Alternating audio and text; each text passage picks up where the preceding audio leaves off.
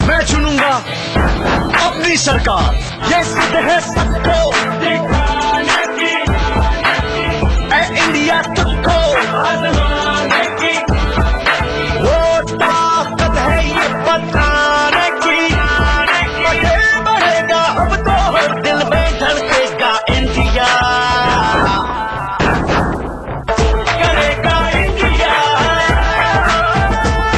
आगे बढ़ेगा इंडिया। नमस्कार, आदाब, मैं हूं त्रिदीप रमण। वोट करेगा इंडिया में आपका एक बार फिर से स्वागत है। ये जिद है सच दिखाने की। मतदान की घड़ी पास आती जा रही है। हरियाणा एक बड़े फैसले के लिए कमर कस चुका है। ऐसे में आज हम आपको लेकर चलेंगे हिसार, करनाल और रोहतक की चुनावी यात्राओं पर। इस पूरी चुनावी यायावरी में स्टूडियो में हमारा साथ देने के लिए मौजूद हैं देश के जाने माने चुनाव विश्लेषक अरविंद मोहन मिश्र। अरविंद जी, बहुत बहुत स्वागत है आपका प्रोग्राम में। जब बात करनाल की हो रही है तो पंजाब केसरी के मुख्य संपादक दिल्ली के अश्वनी कुमार मिन्ना इस बार चुनावी मैदान में है वहां से। देखिए, पूरे हरियाणा में इस बार अचानक मैं कहूंगा बीजेपी दिखने लगी है और मजबूती से दिखने लगी है, और जिन सीटों पे उसको शायद सबसे ज्यादा उम्मीद है उसमें करनाल भी एक है। और करनाल इसलिए भी एक है कि करनाल एक लेवल पे खुली हुई सीट, करनाल के लिए अब तक बहुत कोई जातीय बंधन उस किस्म के नहीं है। अश्वनी कुमार को लड़ाई में कहां मान रहे हैं आप, कहां पा रहे हैं? निश्चित रूप से वो लड़ाई में है, और अब यही देखना है कि आखिर तक अभी वाले पोजीशन को बरकरार रख पाते हैं या नहीं रख पाते हैं। पॉलिटिक्स में नए हैं तो पर करनाल के लोगों की अपेक्षाएं उनसे काफी बढ़ गई है। अखबार का संपादक एक शहीद परिवार से आते हैं, एक पब्लिक का पद ऑलरेडी है। वो कोई सार्वजनिक पद है, कोई ऐसा नहीं है। उस पे वो क्या लिखता है, क्या पढ़ता है, क्या करता है, इस पे सबकी नजर होती है पहले से भी। तो संपादक का पद कोई एमपी के पद से छोटा नहीं होता है। अरविंद मोहन से हमारी बातचीत का सिलसिला आगे भी जारी रहेगा। सबसे पहले आपको ये बताते हैं कि आज के प्रोग्राम में आप और क्या क्या देखने वाले हैं। हर दिन की तरह आज के एपिसोड का भी आगाज होगा सियासी नेपथ्य की धड़कनों से। प्रोग्राम के आखिर में हम लेकर आएंगे इंटरनेट पर तेजी से वायरल हो रहे एक मजाकिया वीडियो को। बीआरडी में शीला देखा, दिल्ली को तो ढीला देखा, भूखा प्यासा अन्ना देखा, आम आदमी का गाना देखा। पर सबसे पहले आने वाले वक्त की धड़कनों को शिनाख्त करने की कोशिश होगी चुनावी चटपट में।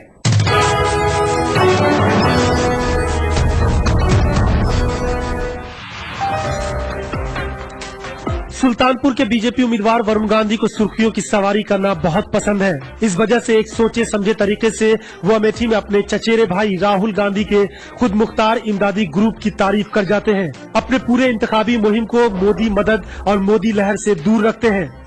यहाँ तक कि सुल्तानपुर में 2,80,000 आबादी वाले मुस्लिम अक्सरियती इलाके जाकर भी उनका वोट और सपोर्ट मांगते हैं। ये वरुण बदल गए हैं। 2009 के इंतखाब से अलग शबीह है। ये सबको साथ लेकर चलने की बात करते हैं। सुल्तानपुर में इनका बराह रास्त मुकाबला बीएसपी के जोर आवर पवन पांडे से है। वरुण इस बात से भी बेखबर लगते हैं कि उनके पार्लियामानी हलके में अकेले ब्राह्मणों की आबादी कोई 2,60,000 है। यहाँ Dalit vote 4 lakh, Kurmi vote 1.25 lakh, Rajput 1.25 lakh voter हैं। पवन पांडे एक तरफ जहां दलित और ब्राह्मण वोटों पर अपना फोकस कर रहे हैं, वहीं वरुण खुलकर कह रहे हैं कि उन्हें हर तबके का वोट चाहिए। इस तरह सुल्तानपुर को अपने वालिद संजय गांधी की यादों से जोड़कर वहां के वोटरों के साथ अपना एक जज्बाती रिश्ता कायम करना चाहते हैं। यही वजह है कि ब्राह्मण और राजपूत वोट तेजी से उनके पाले में आते दिख रहे हैं।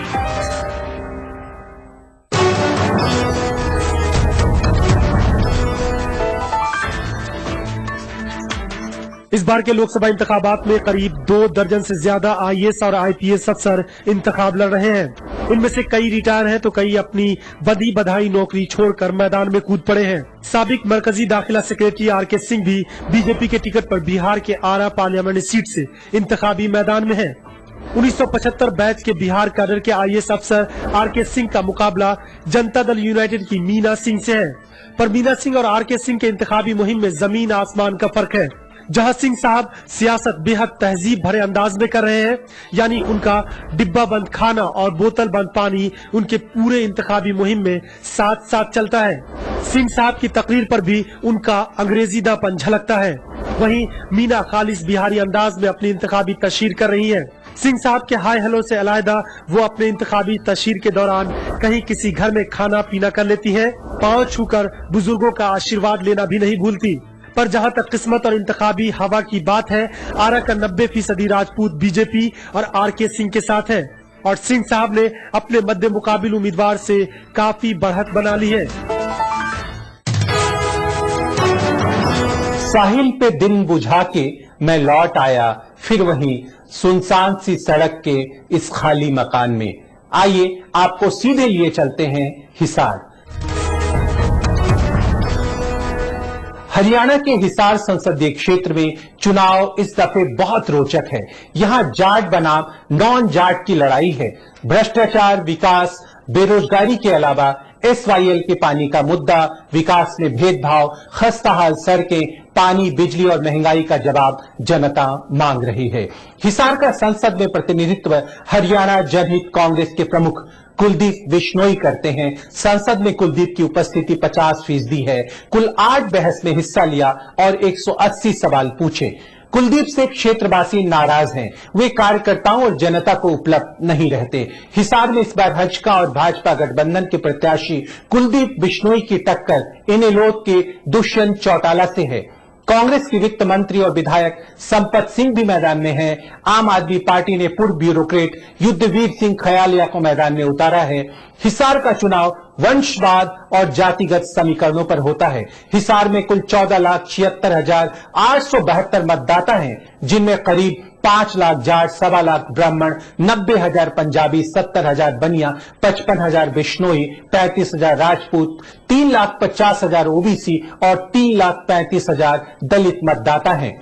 हिसार के अंतर्गत आने वाली 9 विधानसभा क्षेत्रों में 6 पर कांग्रेस का कब्जा है।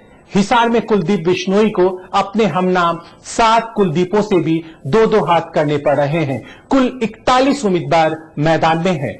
चौटाला परिवार से अजय चौटाला के पुत्र और देवीलाल के परपौत्र दुष्यंत के हाथों INLD की कमान है। अध्यापक भर्ती घोटाले मामले में जेल में बंद ओम प्रकाश चौटाला और अजय चौटाला से जाटों की सहानुभूति है। जाट वोटरों का कहना है कि वे कांग्रेस की जगह चौटाला या मोदी को समर्थन दे सकते हैं। दुष्यंत ने चौटाला खानदान के खिलाफ कांग्रेस सरकार के षड्यंत्र का पर्दाफाश करने का दावा किया है। दुष्यंत का कहना है कि किसी को नौकरी देना क्या क्राइम है, इसके पीछे हुड्डा सरकार की वे साजिश बताते हैं। अरविंद जी, क्या मामला लग रहा है हिसार में? देखिए, अदालती फैसले के बाद एक पॉसिबिलिटी ये थी कि थोड़ी सहानुभूति चौटाला परिवार और चौटाला के प्रति मुझे जो दिखाई दे रही है अभी भी, लेकिन एक सिंपैथी दिखाई दे रही है और दुष्यंत उसी को बुनाने की कोशिश कर रहे हैं। दुष्यंत चौटाला के चुनाव प्रचार में जिस दिन वो नामांकन दाखिल करने जा रहे थे, तब सुखबीर बादल आ गए, तो इससे एनडीए में एक तरह की दरार दिख रही है। या फिर ये भी देखना दिलचस्प होगा कि जो कुलदीप बिश्नोई हैं या बीजेपी के वर्कर हैं, उन पे क्या असर होता है। तो अरविंद जी, आप मानते हैं यहाँ त्रिकोणीय मुकाबला है दुष्यंत चौटाला, संपत सिंह और कुलदीप बिश्नोई के बीच? त्रिकोणीय शायद रहेगा नहीं आखिर तक, क्योंकि जाटों का वोट किसी एक ही पॉइंट पे जाएगा। जाटों का वोट अगर बिखरा तो फिर ये बहुत आसान हो जाएगा कुलदीप बिश्नोई के लिए चुनाव जीतना। जाट यहाँ करीब 38% हैं, तो वो एक बहुत ही बड़ा ब्लॉक है। तो आपको लगता है जाट और गैर जाट का जो ध्रुवीकरण है वोटों का, वो इस चुनाव में देखने को मिलेगा? ये कुलदीप बिश्नोई तो अब उसके प्रोडक्ट हैं। ये प्रयास भजनलाल जी ने पहले किया था और भजनलाल उसके मास्टर थे और उन्होंने उस बेसिस पे एक चुनाव हरियाणा में जीत के दिखाया था। चलिए, सवाल ये बड़ा है कि जाटों के सपोर्ट के बगैर क्या बीजेपी खड़ी हो पाएगी? ये वक्त है एक छोटे से ब्रेक का। ब्रेक से लौटकर हम आपको लेकर चलेंगे करनाल की चुनावी यात्रा पर, जहां से पंजाब केसरी दिल्ली के मुख्य संपादक अश्वनी कुमार भाजपा हजका के संयुक्त उम्मीदवार हैं और यहां की चुनावी घमासान को बेहद रोचक बना रहे हैं। सच दिखाने की जिद बनी रहेगी। आप बने रहिए हमारे साथ। हम लौट कर आते हैं पल दो पल में। बहुत संभव है कि हरियाणा की जिन सीटों पे बदलाव होगा, ये भी एक वैसी सीट है। मुंह उठाकर हथेलियों की तरफ अपने आकाओं की अना के लिए खुद को नीलाम करके हंसता हूं। ब्रेक के बाद आपका स्वागत है 2014 के चुनावी महासमर के शंखनाद को एक नई बुलंदी देने वाले प्रोग्राम वोट करेगा इंडिया में, जो जिद है सच दिखाने की। आइए अब आपको सीधे ले चलते हैं करनाल की चुनावी यायावरी पर। दिल्ली से महज 126 किलोमीटर की दूरी पर अवस्थित करनाल एक शहरी और ग्रामीण क्षेत्र इस बाउल के नाम से मशहूर है। यहां से बासमती चावल का बड़े पैमाने पर एक्सपोर्ट होता है। ऑटोमोबाइल इंडस्ट्री डीलर का हब है। करनाल शहरी, ग्रामीण और औद्योगिक क्षेत्र है। महंगाई, भ्रष्टाचार, बदहाल सड़कों के साथ पानीपत शामली रेलवे लाइन और जीटी रोड की खस्ताहाली प्रमुख चुनावी मुद्दे हैं। क्षेत्र में बेरोजगारी है। सरकारी नौकरियों में अनदेखी का जवाब युवा मांग रहे हैं। ब्राह्मण बाहुल सीट है ये। करनाल सुर्खियों में तब आया जब यहां हचका भाजपा गठबंधन में हचका कोटे से कांग्रेसी नेता विनोद शर्मा को प्रत्याशी बनाने का ऐलान किया गया। बाद में भाजपा की नाराजगी के चलते विनोद शर्मा का टिकट काटना पड़ा। फिर हचका प्रमुख कुलदीप बिश्नोई ने अपने भाई चंद्रमोहन को यहां से प्रत्याशी बनाया, जिसका भाजपा ने जमकर विरोध किया और यह सीट अपने खाते में ले ली और पंजाब केसरी दिल्ली के मुख्य संपादक अश्वनी कुमार को यहां से अपना उम्मीदवार घोषित कर दिया। कांग्रेस ने अपने 2 बार के सांसद अरविंद शर्मा पर दांव लगाया है। इनेलोड ने जसविंदर सिंह पर, आप पार्टी ने परमजीत सिंह कात्याल को मैदान में उतारा है। क्षेत्र की संसद में नुमाइंदगी कांग्रेस के अरविंद शर्मा करते हैं। संसद में अरविंद शर्मा की उपस्थिति 68% रही। उन्होंने 17 डिबेट में हिस्सा लिया और 93 सवाल पूछे। क्षेत्रवासी भी अरविंद शर्मा के कामकाज से संतुष्ट नहीं हैं। क्षेत्रवासियों का कहना है शर्मा 2 बार से लगातार सांसद हैं, पर क्षेत्र की समस्याएं जस की तस है। कांग्रेस ने पुनः अरविंद शर्मा को अपना उम्मीदवार बनाया है। करनाल में कुल 16,79,370 मतदाता हैं। भाजपा के अश्वनी कुमार शहीदों के परिवार से ताल्लुक रखते हैं, निर्भीक पत्रकार माने जाते हैं, स्पष्टवादी हैं। इससे क्षेत्रवासियों को उम्मीद है कि वे जरूर क्षेत्र का विकास करेंगे। लोगों का यह भी भरोसा है कि दबंग व्यक्तित्व होने के नाते वे बड़ी सी बड़ी परियोजनाएं भी क्षेत्र में लाने में सफल हो सकते हैं। भ्रष्टाचार और कुशासन के खिलाफ हमेशा आवाज बुलंद की है, तो यदि वो जीतते हैं तो करनाल का कायाकल्प हो सकता है। कितना कायाकल्प हो सकता है करनाल का? देखिए, अभी तो चुनाव मैदान में गए हैं, जीते हैं, फिर उसके बाद क्या क्या करेंगे ये अपनी जगह है। लेकिन पुराने सांसद का रिकॉर्ड निश्चित रूप से ऐसा है कि बहुत संभव है कि हरियाणा की जिन सीटों पे बदलाव होगा, ये भी एक वैसी सीट है। पर अरविंद जी, जीटी रोड से जुड़े इलाकों में मोदी लहर काफी असर दिखा रही है। नहीं, पूरे हरियाणा में लहर है, हरियाणा में असर है। निश्चित रूप से मोदी, उसी के सहारे बीजेपी खड़ी हुई। कहते हैं कि यहाँ गैर ब्राह्मण उम्मीदवार देने का यहाँ के ब्राह्मण समाज ने विरोध भी किया। निश्चित रूप से होगा ये सीट। ब्राह्मण इधर गिनने लगे थे लगातार कि करनाल उनकी सीट है और एक तरह का चलन, लेकिन वोटों का परसेंटेज जिस किस्म का है और जिस किस्म की सामाजिक बनावट है, उसमें डोमिनेंस किसी एक का नहीं है। करनाल की आखिरी निर्णायक तस्वीर क्या नजर? अभी बहुत साफ लग रहा है कि यहाँ बीजेपी कांग्रेस की लड़ाई होगी। आईएनएलडी भी आ सकता है, लेकिन यहाँ उसको जो मददगार ग्रुप है जाटों का, उसकी मौजूदगी कम है, काफी कम है और सीटों की तुलना में।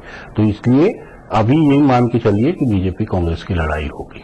भाजपा की जो बागी नेता है वीरेंद्र वर्मा, वो बसपा के टिकट पर चुनाव लड़ रहे हैं, तो वो भाजपा के लिए कितनी मुश्किलें खड़ी कर सकते हैं? देखिए, अब दोनों चीजें हैं। पिछली बार भी वो लड़े थे, मराठा वीरेंद्र वर्मा, और 2,28,000 वोट उनको आया था। तो अब अगर बीजेपी ने उनको टिकट नहीं दिया है तो वो उनकी अपनी समस्या है और बीजेपी की समस्या है। बीजेपी का जो लेकिन उनको जो वोट मिले हैं पिछली दफे भी, वो ये बताते हैं कि वो बहुत हल्का कैंडिडेट नहीं है। वोट करेगा इंडिया में फिलहाल वक्त हो गया एक छोटे से ब्रेक का। ब्रेक से लौटकर हम आपको लेकर चलेंगे रोहतक की चुनावी यात्रा पर। सच दिखाने की जिद बनी रहेगी, आप बने रहिए हमारे साथ। हम लौट कर आते हैं पल दो पल में। IIT से मैं तो पढ़ा हूँ, मार्केटिंग की जय जय, इजी होम डिलीवरी करूंगा, रेवोल्यूशन की मैं करेगा इंडिया। हर एक पुष्ट पे औकात उनकी लिखी है, ये हाथों हाथ लिए जाते हैं जहां जाएं। ब्रेक के बाद आपका एक बार फिर से स्वागत है 2014 के चुनावी महासंग्राम को एक नई जुबा देने वाले प्रोग्राम वोट करेगा इंडिया में, जो जिद है सच दिखाने की। आइए अब आपको लेकर चलते हैं रोहतक संसदीय सीट की चुनावी यायावरी पर। हरियाणा की रोहतक सीट जाट लैंड के नाम से भी जानी जाती है और पूरे प्रदेश पर व्यापक असर छोड़ती है। प्रदेश के गठन के बाद से अब तक 13 लोकसभा चुनाव हो चुके हैं, पर इन सभी चुनावों में जीत किसी जाट उम्मीदवार को ही नसीब हुई है। रोहतक मुख्यमंत्री भूपेंद्र सिंह हुड्डा का गृह जनपद है। संसद में रोहतक का प्रतिनिधित्व उनके बेटे दीपेंद्र हुड्डा करते हैं। मुख्यमंत्री का गृह क्षेत्र होने के बावजूद सड़क और शिक्षा के मामले में ये क्षेत्र पीछे है। भले ही सरकारी नौकरियों में रोहतक के युवाओं को वरीयता मिली हो, पर बदहाल कानून व्यवस्था यहाँ का सबसे बड़ा चुनावी मुद्दा है। जाट बाहुल संसदीय क्षेत्र रोहतक के सांसद दीपेंद्र हुड्डा की संसद में उपस्थिति 81% रही। 16 बहस में हिस्सा लिया और 83 सवाल पूछे। दीपेंद्र हुड्डा पुनः रोहतक से कांग्रेस के उम्मीदवार हैं। भाजपा किसान मोर्चा के अध्यक्ष ओम प्रकाश धनखड़ यहां से भाजपा प्रत्याशी हैं, जाट हैं। इनेलोड से शमशेर खड़कड़ा और आप पार्टी से नवीन जय हिंद चुनावी मैदान में है। दीपेंद्र हुड्डा की स्लिप डिस्क के कारण चुनाव प्रचार की कमान उनके पिता भूपेंद्र हुड्डा, मां आशा हुड्डा और पत्नी श्वेता मिर्गा ने संभाल रखी है। हुड्डा परिवार की सीट होने के कारण यह सीट को बरकरार रखना हुड्डा की प्रतिष्ठा का प्रश्न बना हुआ है। अरविंद जी, क्या लग रहा है आपको? देखिए, पिछली दफे तो ये इशू नहीं था कि कौन जीतेगा हारेगा। जो चुनाव बन गया था उस समय ये था कि रिकॉर्ड वोट से जितवाना है। पर अरविंद जी, अभी अगर ऐसे कैंडिडेट को सीट बचाने की मुश्किल शुरू हो जाए तो ये बड़े बदलाव को अरविंद जी, लेकिन अभी जो आप बात कह रहे थे कि पूरे हरियाणा में एक तरह की मोदी लहर है, पर इसका असर रोहतक में नहीं दिखाई दे रहा। रोहतक में एकदम असल में रोहतक की पॉलिटिक्स के दूसरे पैरामीटर्स हैं। और भले सोनीपत में सबसे ज्यादा जाट हैं, 40% जाटों की आबादी सोनीपत में है, लेकिन रोहतक को ही जाटों की पॉलिटिक्स के हिसाब से या हरियाणा की पॉलिटिक्स के हिसाब से केंद्र माना जाता है। और अब तक 13 लोकसभा चुनावों में एक भी गैर जाट उम्मीदवार नहीं जीत पाया। और जो जीतता है उसकी शान मानी जाती है कि आजकल जाटों में यही लीडर है और यही हरियाणा में सबसे ऊपर है। पर दीपेंद्र बीमार हैं और बिस्तर पे पड़े हुए हैं, चुनाव प्रचार नहीं कर पा रहे हैं, तो इससे कितना फर्क पड़ेगा? एक सिंपैथी भी हो सकती है, लेकिन ये है कि जिस लेवल पे लड़ाई हो रही है उस लड़ाई में नुकसान भी हो सकता है। रोहतक की आखिरी चुनावी तस्वीर मेरे ख्याल अभी भी हैं वो, लेकिन उनको दीपेंद्र हुड्डा है मुकाबले में, लेकिन उनको काफी मुश्किल इस बार होगी। पिछली बार की तरह एकदम केकवॉक नहीं है। दीपेंद्र हुड्डा के लिए रोहतक में कोई केक वॉक नहीं है। अब हम प्रोग्राम के आखिरी लम्हों में आ पहुंचे हैं। यह वक्त होता है आपको मजाकिया वीडियो दिखाने का। डीआरडी में शीला देखा, दिल्ली को तो ढीला देखा, भूखा प्यासा अन्ना देखा, आम आदमी का गाना देखा, यूपीए ने इंडिया को चीट किया तो सारी जनता बोली तू चुनाव लड़ जा।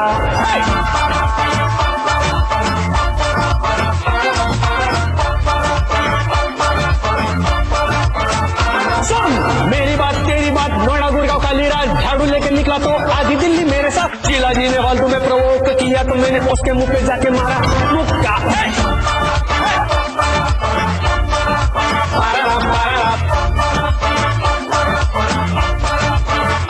आईआईटी से मैं तो पढ़ा हूँ, मार्केटिंग की जय जय, इजी होम डिलीवरी करूंगा, रेवोल्यूशन की मैं। जिद पकड़ के जो बैठे अन्ना तो एक समोसा खिला। बदतमीज ये बदतमीज वो बदतमीज, पूरी दिल्ली दिल्ली बदतमीज का फायदा उठा के जीत ली मैंने दिल्ली दिल्ली। आज के लिए बस इतना ही। कल हम आपको लेकर चलेंगे झारखंड की 2 संसदीय सीट चतरा और पलामू की चुनावी यात्राओं पर। आप इस प्रोग्राम के बारे में अपनी राय से हमें वाकिफ करा सकते हैं। अब कल होती है मुलाकात इसी वक्त, इसी चैनल पर, इसी प्रोग्राम में, सच दिखाने की इसी जिद के साथ। तब तक के लिए मैं त्रिदीप ब्राह्मण अपने साथी चुनाव विशेषज्ञ अरविंद मोहन और एनटीआई मीडिया की पूरी टीम के साथ आपसे अनुमति चाहता हूं। नमस्कार, गुड नाइट। आज हम आ पहुंचे हैं झारखंड। और आपको ले चलेंगे यहां की 2 संसदीय सीट चतरा और पलामू की चुनावी यात्रा पर।